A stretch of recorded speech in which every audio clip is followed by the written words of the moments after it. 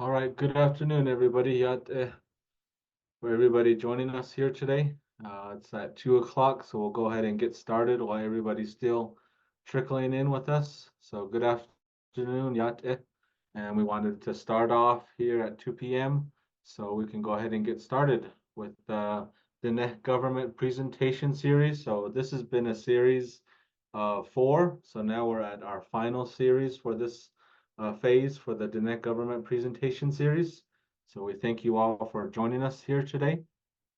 And just a reminder that today's presentation is on the Navajo Government Reform Project and learning a little bit about what it is, where it comes from, and what we are planning to do in the near future here at the Office of Navajo Government Development. So thank you for joining us again on the Wednesday, April 3rd.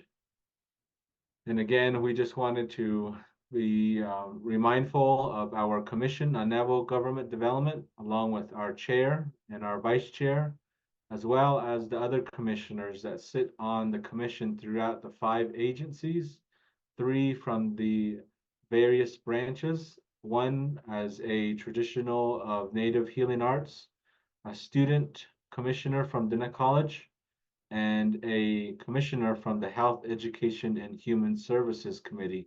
So we just wanted to acknowledge them and be appreciative for their work and their continued support for this series. And as well as from our Office of Navajo Government Development, we have Mr. Harrison Tsosie, who is here with us today, who will be talking a little bit about the presentation, as well as Mr. Clark as a policy analyst, and myself, Triston. And we also have Wanda, who's our senior office specialist, and Mariah as our research assistant. So all the good work that we're doing out there, this is from the Office of Navajo Government Development and the Commission. So today, we just wanted to remind everybody that since this is our ending of the series, we still have the series recorded. So traditional governance, the net governance from 1923 to present. And last week, Mr. Tsosie talked about the essential attributes of a democracy. And today is the Navajo Government Reform Project. And all of these videos are available on our YouTube, which I'll go ahead and put onto the chat. So that link sends you directly to our YouTube page where you can watch all the other presentations at a later time or when it's convenient for you. So those are stored there for your ability to watch the videos. And so now we wanted to start off a question for those that are on our Zoom, and you can use your chat box and write a response into the chat box. And the question is, considering your grandchildren, what do you hope changes for the Navajo Nation? And the question again is, considering your grandchildren, what do you hope changes for the Navajo Nation? And for those that are on the Facebook live stream, you're more than welcome to put your comments into the comment box as well. But again, the question is, considering your grandchildren, what do you hope changes for the Navajo Nation? And you're welcome to go ahead and put your response into the chat box. That will be appreciative. But as we go on with the presentation, there'll be others being able to respond, and that's okay too.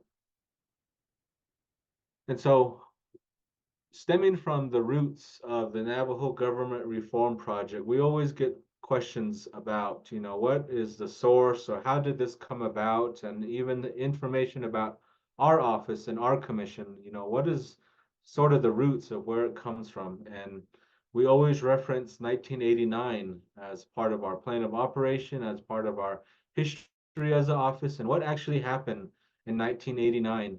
And there's been a couple of references throughout nationwide newspapers from here locally, the Navajo Times, as well as, the New York Times had an article out about it, and the Washington Post. And the Washington Post had a little term that they termed it the Navajo Watergate.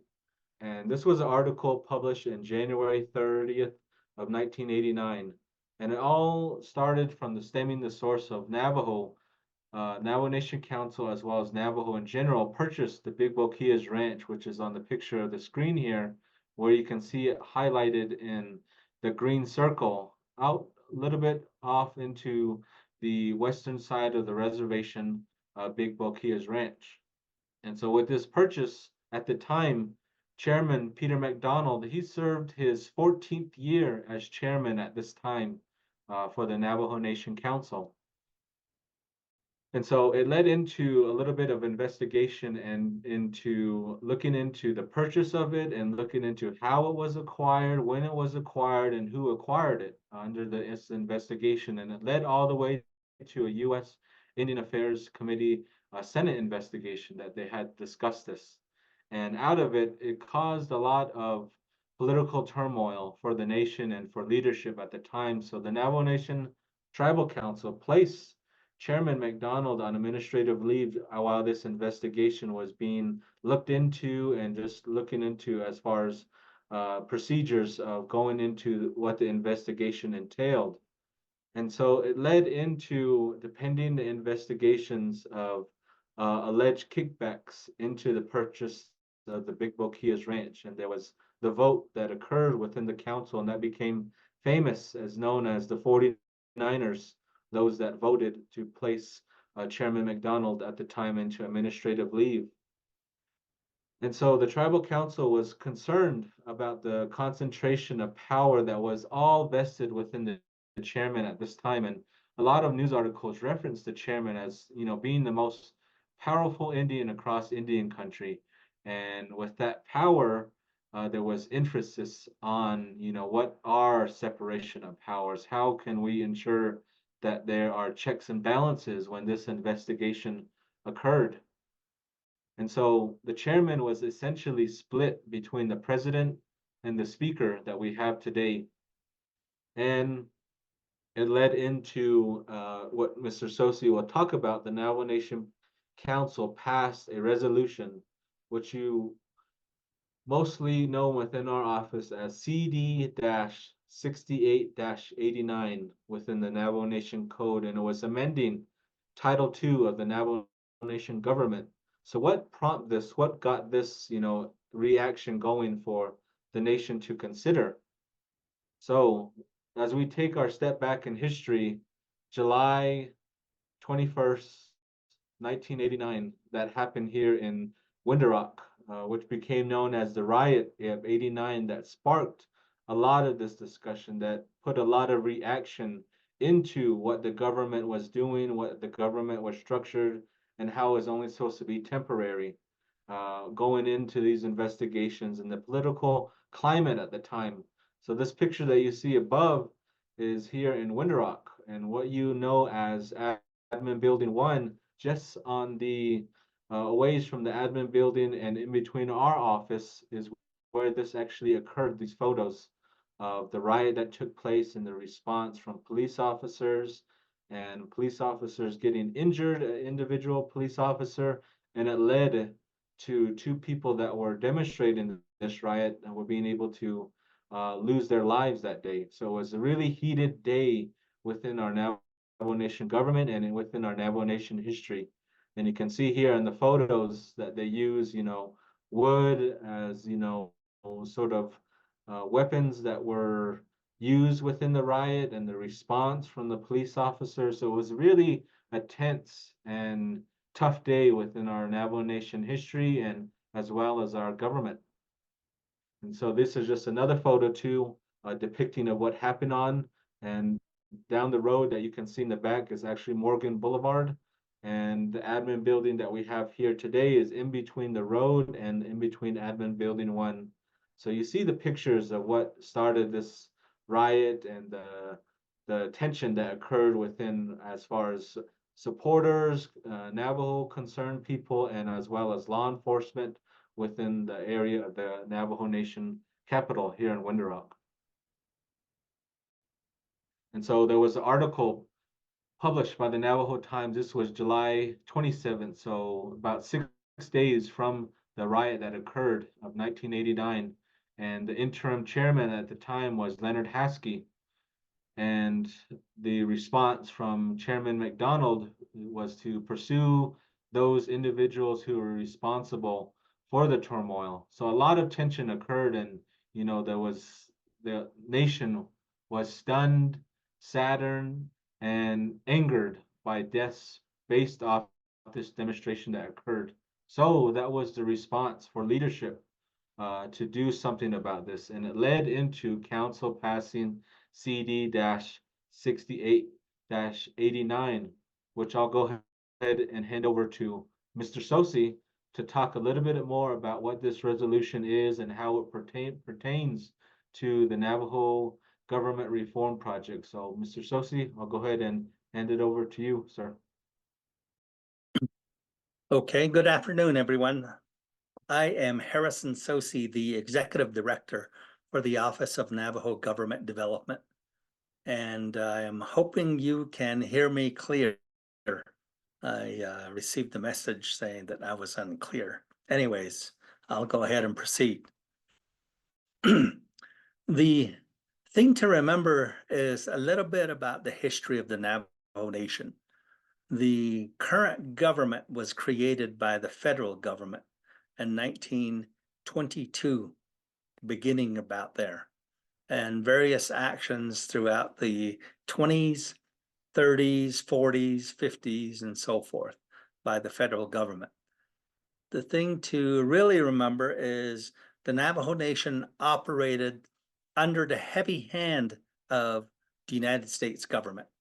We sometimes say that the Navajo Nation and other Indian tribes were the impetus or the test for how the Navajo or federal government, United States government, would interfere with governments of other nations. And you have some prime examples recently with Iran or Iraq, Afghanistan, even Vietnam, and so forth. And the Indian tribes set the standard as to how the United States government would go into a nation and maneuver to have that government take actions for the best interest, not of their nation, but of the United States. And that's one of the things that we continue to look at the Office of Navajo Government Development. And now 1989 was 4 years after what we call the Kerr-McGee decision, when the United States Supreme Court told the BIA, Bureau of Indian Affairs, that the Indian tribes did not operate under the authority of the federal government, that it reaffirmed the fact that Indian tribes under the U.S. Constitution are separate sovereigns. They're a separate nation and not subject to the United States Constitution and so forth. So that's one of the primary recognitions of the Kerr-McGee case. And within 4 years of that case, where the Supreme Court chased off the BIA, we were having this turmoil. If you look at the right-hand corner, it says CD 6889, Class C resolution, no BIA action required. Prior to the Kerr-McGee case, there was a Class A resolution, Class B resolution, and Class C. Class A required the approval of the Secretary of the Interior. Class B was kind of iffy. They needed to look at it. And Class C required no BIA action. So that was the heavy-handed interference by the federal government into the affairs of the Navajo Nation. So just a little bit of a side history on that.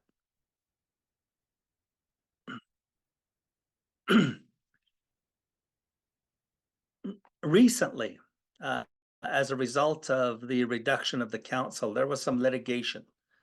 And in the litigation resulted in some court actions being filed by the executive branch against the legislative branch, and then some counter arguments and so forth. And resolving this conflict, the courts made some very important proclamations in the Shirley versus Morgan case. Here it says the Office of the Navajo Nation President versus Navajo Nation Council. That's the official title of the case, but we informally call it the Shirley versus Morgan case. Anyways, the recitals in CD 6889 operate as a promise. Normally, the recital section of a resolution does not carry any weight, and it doesn't have any legal significance. But in this particular case, the Navajo Nation Supreme Court determined that through the Title II amendments, the council acted to stabilize Navajo Nation government in the face of corruption and chartered for further reform and enhancement. The council recognized the Navajo people have the inherent powers of sovereignty, which we call inherent powers of self-governance. Therefore, the structure of the Navajo government is ultimately in the hands of the Navajo people and look to the Navajo people to guide it. So this is very significant because in 1868, when the United States government made a treaty with the Navajo tribe of Indians, at that time, the federal government recognized that the Navajo people have this thing called the inherent powers of self-governance. Therefore, it's a sovereign. Our own government, the Navajo Nation Council, did not affirm that or recognize the Navajo people have this inherent powers of self-governance until CD 6889 in the recitals provision. That's well over 100 years after the treaty was entered into. And one of the questions we always ask is, how can this be the case? How come that it took this long for the Navajo Nation to recognize that the people are in fact the sovereign? So that's a question that you can ask and ponder and think about it. Maybe write a great paper on it someday. And then, and whereas 2 of the resolution CD 6889, what the Supreme Court stated, what the resolution says, not the Supreme Court, what the actual resolution in CD 6889 provides. Recent controversy involving the leadership of the Navajo Nation has demonstrated that the present Navajo Nation government structure allows too much centralized power without real checks on the exercise of power. Experience shows that this deficiency in the government structure allows for, invites, and has resulted in the abuse of power. So this is a very profound statement that the Navajo Nation government structure allows too much centralized power without real checks on the exercise of power. So that's what the council was trying to remedy, one of the findings.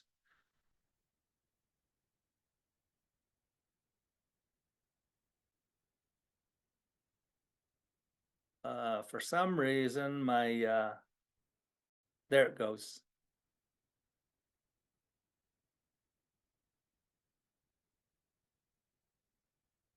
Okay, I had to go back.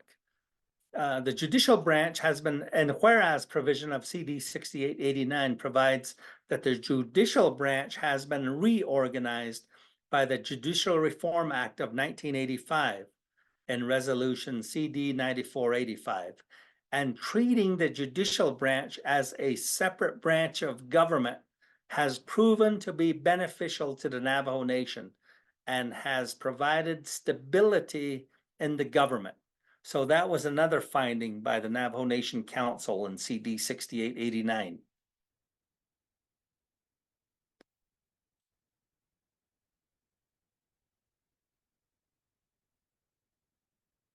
I'm having a little bit of difficulty with my cell phone being the clicker. Anyways, the whereas provision number 4, the lack of definition of power and separation of legislative and executive functions have also allowed the legislative body to overly involve itself in administration of programs, thereby demonstrating a need to limit the legislative function to legislation and policy decision-making, and further limit the executive function to implementation of laws and representation of the Navajo Nation. So basically, in whereas clause 4, there's this idea that there should be some separation of powers between the different branches. And what they're talking about is creating another branch of government, which is the executive function. So that's what this whereas provision is recognizing. And then whereas 5, there is an immediate need to reorganize the Navajo Nation government by defining the powers of the legislative and executive branches and impose limitations on the exercise of such powers. That was the dream, the aspiration. But do we have that today? You'll find that today we've gone to a position where the legislative branch is overreaching into the executive branch and still telling the divisions and the departments and so forth how to operate and what they should be doing and so forth.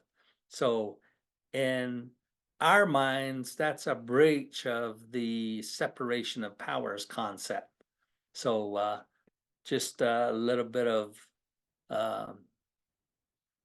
what our thoughts are from the Government Development Office. Then it says the reorganization of the Navajo Nation government as proposed herein. Remember, this is Resolution CD 6889, and they were making broad amendments to Title II of the Navajo Nation Code, and also creating the executive branch, which did not exist prior to this resolution. So here's what they said. The reorganization of the Navajo Nation government as proposed herein is intended to meet the immediate needs of the Navajo people for a more responsible and accountable government, and will have no effect on the long-term government reform project, which will proceed as authorized and directed by the Navajo Tribal Council. So what it says there is there's going to be a government that's created to meet the immediate needs of the Navajo people. And then there's going to be this new thing called the long-term government reform project, which will proceed as authorized and directed. So this presentation is aimed at telling you, or the public, about what the government reform project is. So this is where it was brought to life in whereas clause number 7.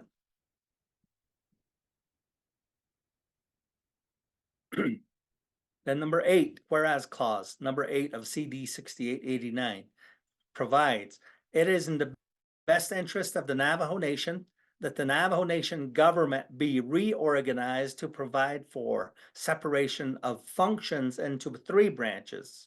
Now remember that we only had 2 branches at the time, which was the legislative and the judicial. Now they are creating the executive branch, and provide for checks and balances between the 3 branches until the Navajo people decide through the government reform project the form of government they want to be governed by. Sometimes you will hear people saying that we're operating under a temporary government, and that temporary government derives from some of the recitals in CD 6889. And whereas provision number 8 is a clear example of that, where it says, until the Navajo people decide through the government reform project the form of government they want to be governed by.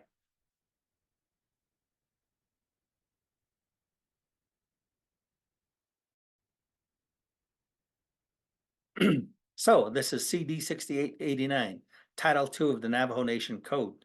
And in 1989, the Navajo Nation Council enacted Title II amendments.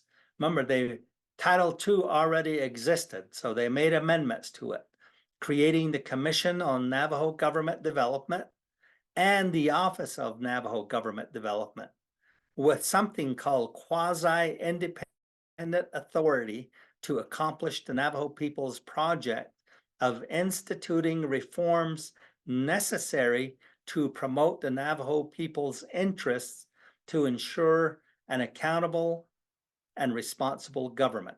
So this is basically the definition of what the Navajo Government Reform Project is. It's creating the commission and the office with quasi-independent authority to institute reforms necessary to promote the Navajo people's interests. It doesn't say the Navajo government's interest. It doesn't say the Kia'ani's interest or the Hanagani's interest. It says the Navajo people's interest.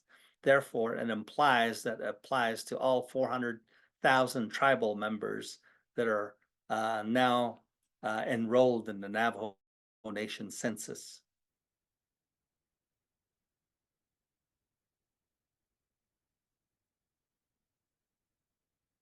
And then additionally, the Navajo Nation Council established a third branch of government, which is the executive branch, led by the office of the president and vice president.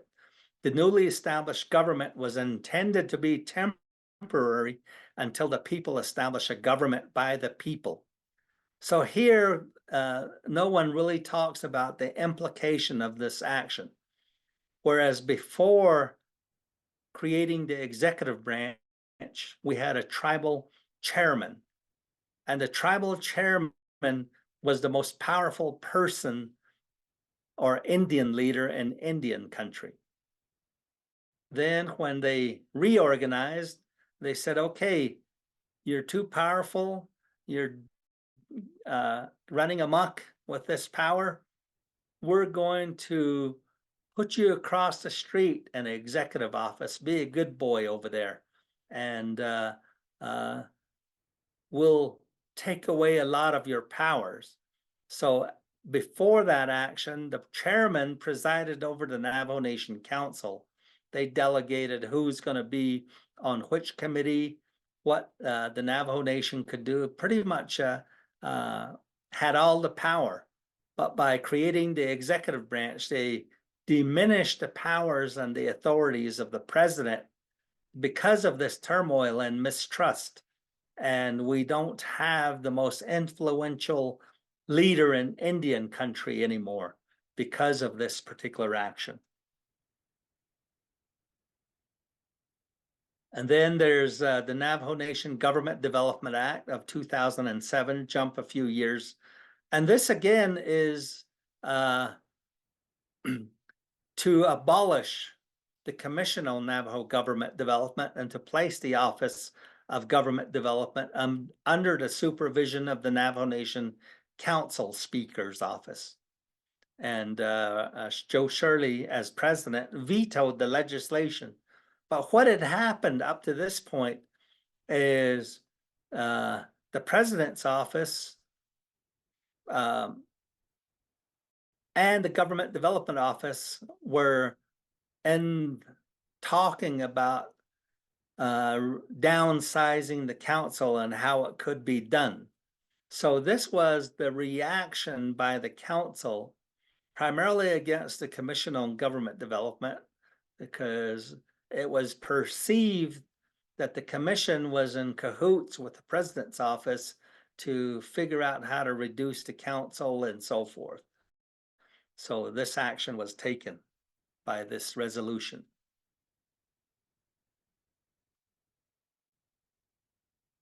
And then on December 19th, 2007, the Navajo Nation Council, through the special council session, voted on Resolution CD 4709 to override President Shirley's veto of the Navajo Nation Government Development Act of 2007.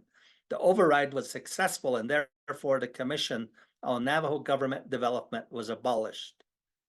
Also keep in mind that there was the Judy versus White cases where the council tried to increase their salaries, and that was struck down by the Supreme Court.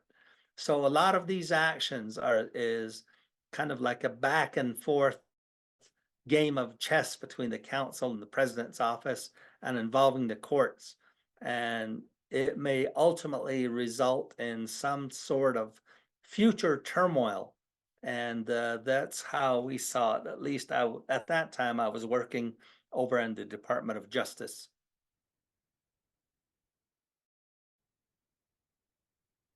July 16th, 2010, the Navajo Nation Supreme Court issued the opinion and order to invalidate the Navajo Nation's Council's legislation on the Navajo Government Development Act of 2007, which abolished the commission.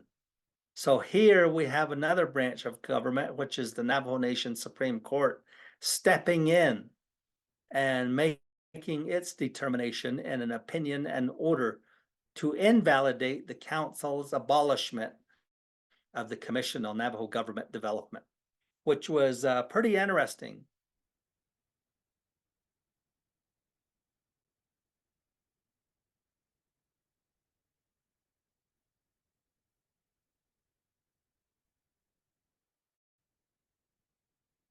For some reason, it's not working too good. Anyways, my clicker. The office stated the following in the Shirley versus Morgan case. The Commission on Navajo Government Development and the Office on Navajo Government Development are the sole entities, okay? The exclusive only entities established according to the wishes of the people. Therefore, the dissolution of the commission and changes made to the powers of the office by enactment of CO 3707 Navajo Nation Government Development Act of 2007 cannot stand. So what they're saying is they're overruling the council and saying the commission and the office are the sole entities that are empowered to pursue Navajo Nation government reform, which are the people's wishes. So you can't dissolve the commission is basically what the Supreme Court came down with. Okay.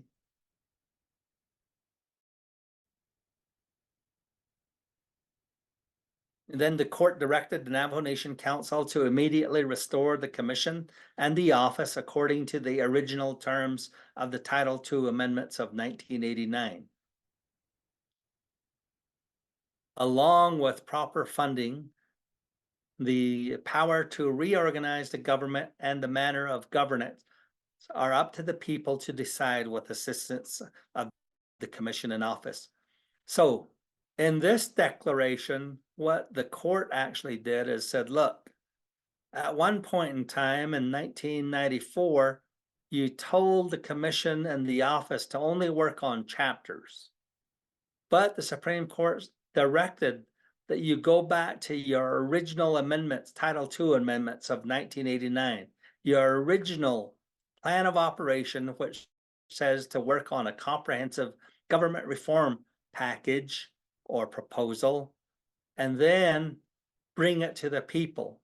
And CD 6889, Title II amendments of 1989, specifically provides that the office and the commission, once they are completed with a proposal, can go directly to the Navajo people in an election to present the proposal and see if they vote on it, whether they approve it or not. But that's the way that we now interpret CD 6889 and the Shirley versus Morgan case. Then one of the things that very happened in the plan of operation being amended in 2020 is that Title II, Navajo Nation Code 970, provides for the establishment of the commission and what its purpose is.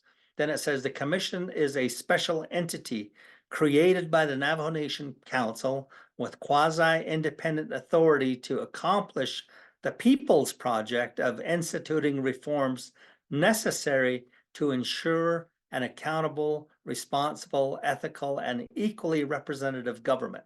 So the following change was made. It used to say the council's project to the people's project, and that's consistent with the Shirley versus Morgan case.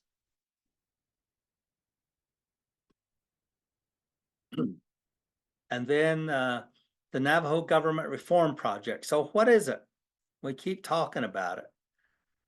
The project is to develop a comprehensive government reform proposal. Number one.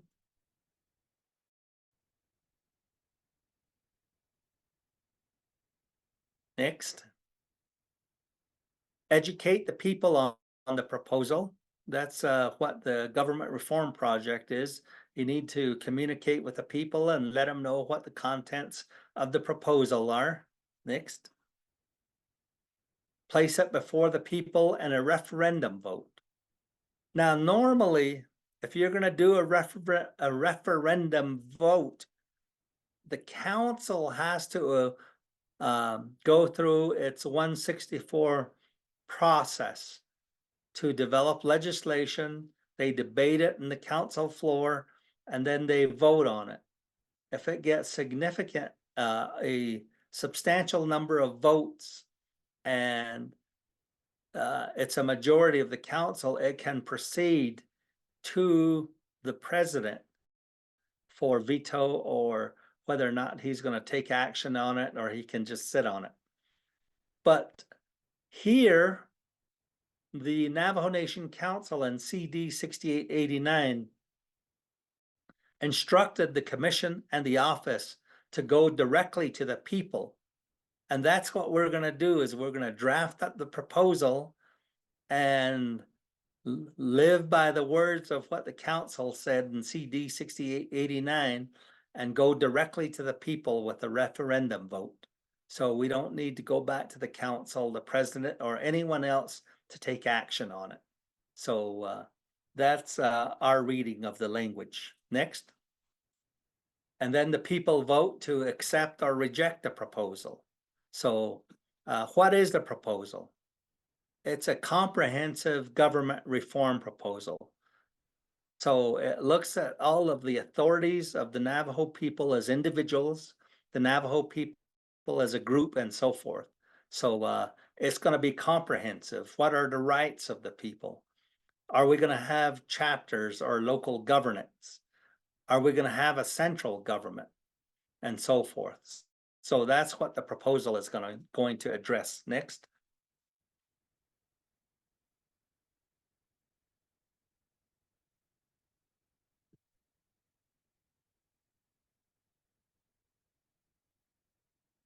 Am I going to hand this off to Damon?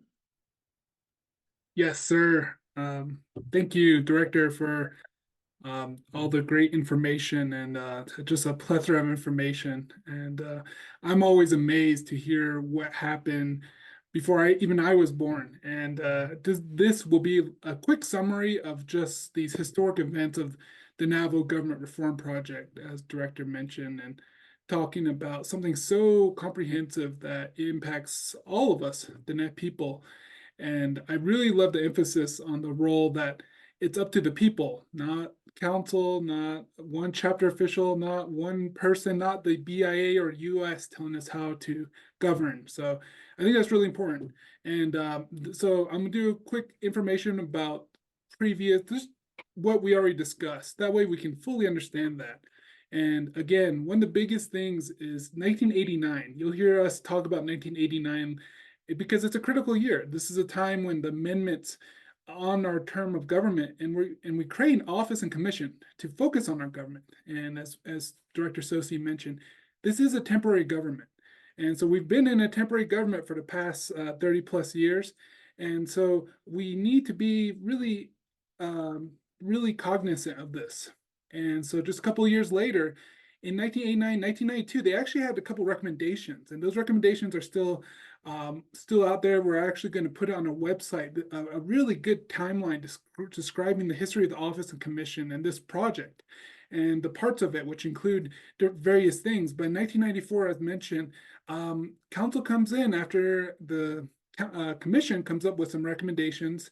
But really you start to see these different interests, and said, okay, all right, commission, instead of focusing on the whole government, focus on chapters, And so at this point, chapters don't have a big part in the title of the Navajo Nation Code, but we start to see them plan and focus on chapters. And a couple years later, that's when you have the Local Governance Act, which is still law today for chapters, and gives them roles, it gives them kind of some legal definitions. And so That's been a big part of the commission's history since 1994, a couple years after 1989, is focused just on chapters. And that's where you see a lot of our work working with Club C, local planning, and various other things, and alternative forms of government. Sorry. But in 2007, as Director Tsosie mentioned, you have this Navajo Government Development Act, and essentially it abolishes the commission, And as Tsosie mentioned, there's different people in this interaction. There's the executive branch, there's a legislative branch, and you kind of see there's some conflict. And you actually see the council pass this act. You actually see the executive branch say, no, you can't do this. They use the veto power of the second branch, but council does an override, and so it becomes law. The commission is dissolved, and that's a part where there's still this temporary government, and that's where you have that Supreme Court case come back in 2010, 4 years later, where they start talking about the People's Project. It's not the council's project, it's the People's Project. And this is where we see the establishment return back to your mission, focus and work on this wonderful government, that will represent the people, that will be accountable and equitable. And what everyone wants is change for the government. And thank you for the chat, the conversation in the chat, talking about the future of what we want for government. And that transitions to today, creating a comprehensive government reform, it involves the people. And so one of the things the commission did is they amended their plan of operation to change it from the council's project to the people's project. So putting the emphasis back into the people. And that's why the commission and office are tasked with this Navajo Government Reform Project. And it goes all the way back to CD 6889. And that's why the history component is so important to really think about. And it enters us into this new thinking. And one of the biggest things we're thinking about in terms of Navajo Government Reform Project is democracy.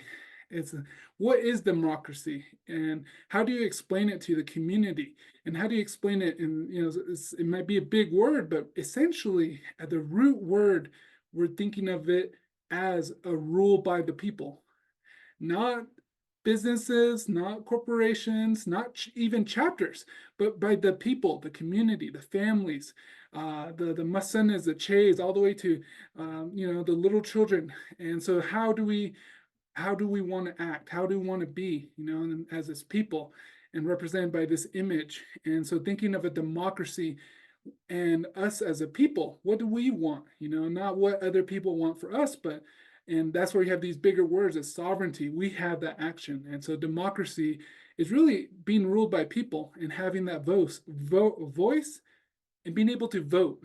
So that's why elections are important. That's why these certain acts, if there are referendums and if you are electing your leaders, you're not having certain people do it. You're not having a group of people or even the BIA telling it. And that's a part of the history. A lot of these videos we did. Thank you for people who are coming back for the last video here today.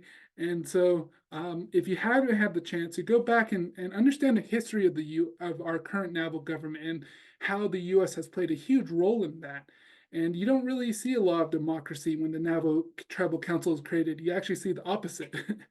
And so then the next thing that we're really trying to emphasize in such a government reform project, and it kind of goes with duties and responsibilities, but this concept of, understanding kinship, relation, understanding you have a role in the community. If you're a chair, must son to share those stories. If you're an uncle, in how to be involved with your nieces and nephews, and vice versa, how to be a mother and take care of your family and father, both of them. So we start to think about how can we include that into government, not just thinking government-wise, but how we all have a duty and responsibility to each other. One of the examples we hear is like, if someone was building a hogan, they would all come to the community and help out, or someone's road wasn't fixed. And so try and think of these duties and responsibilities that we already see in Navajo Nation, and understanding that, if it's understanding getting an education or taking care of your health and your relatives. So understanding that and being part and being really thoughtful about that. And then the next one is freedoms and rights. not thinking about government structures or this office, but thinking, what freedoms do we want? You know, you can't see this in the attributes of a democracy.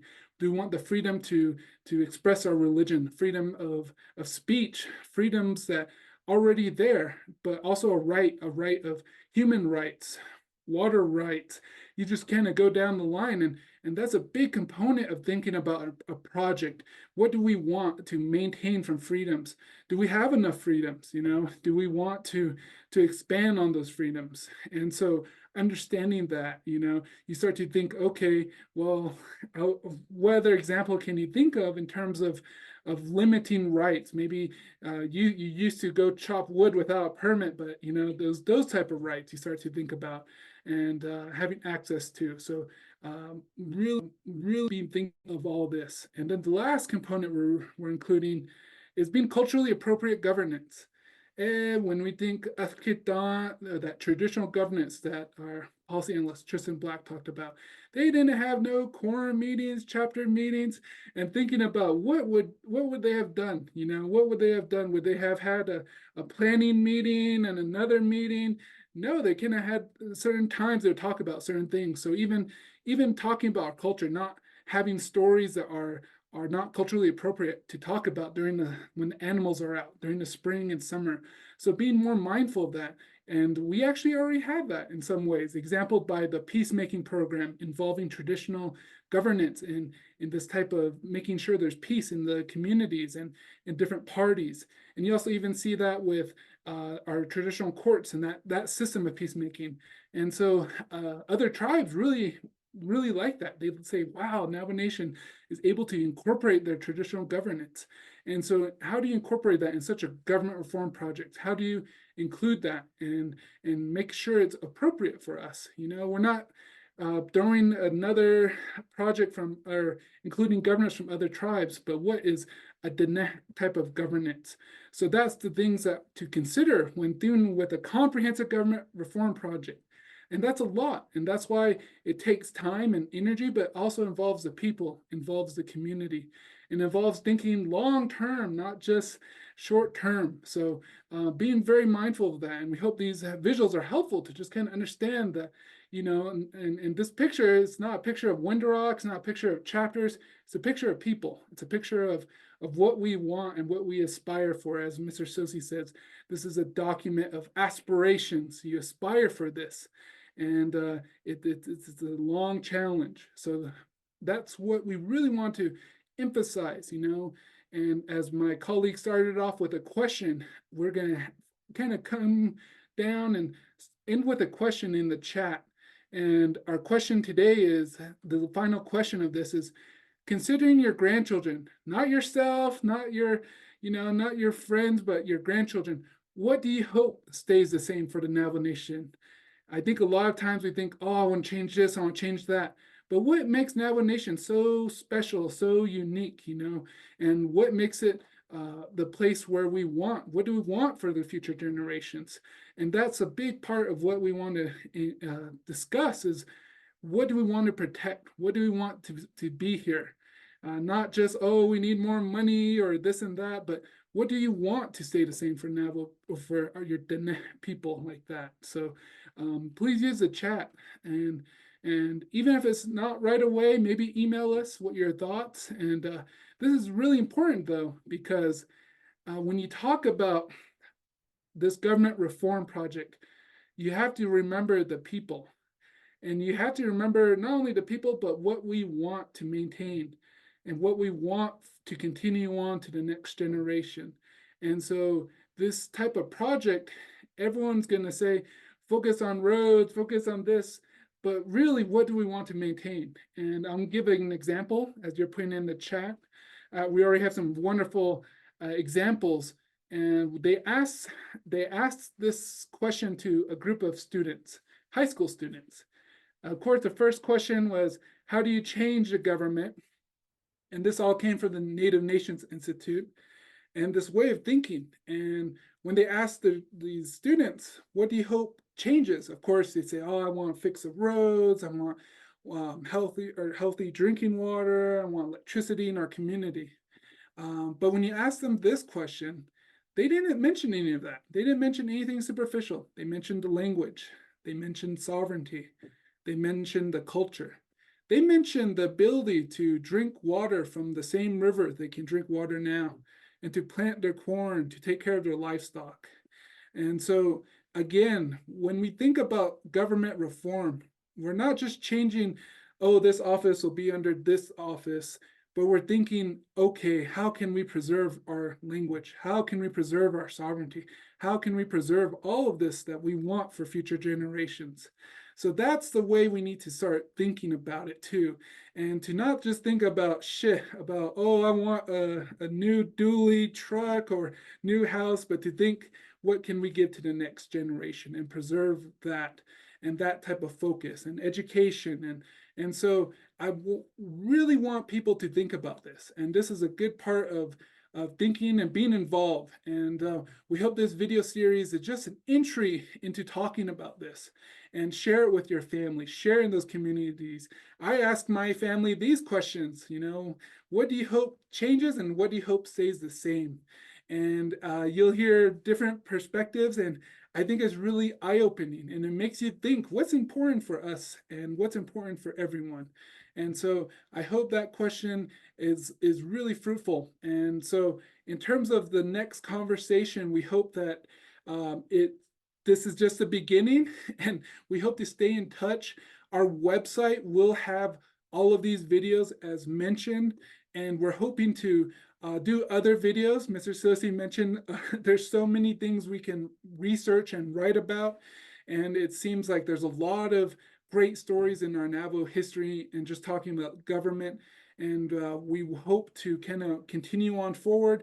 We're actually building a timeline of all these different events that we just discussed from 1989 to now.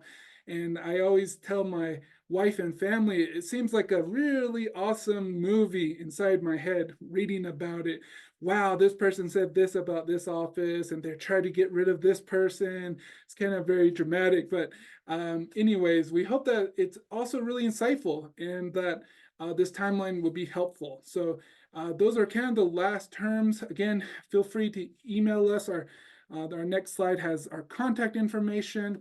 Thank you for those who took the time and watched our videos. If you want to go back, our video will be on YouTube. It'll be on our website, and you can share it with your family. You can share on social media and have that conversation. And we are looking into the future of doing various events, even at schools, talking to kindergarten to 12th grade. How do you explain government in a real pragmatic way? And so we hope to enter this conversation. Our contact information is below. Our website information is going to have a lot of information there.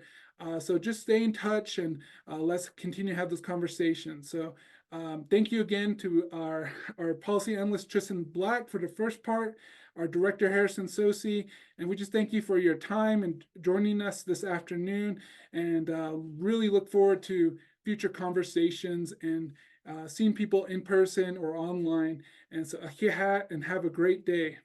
Thank you.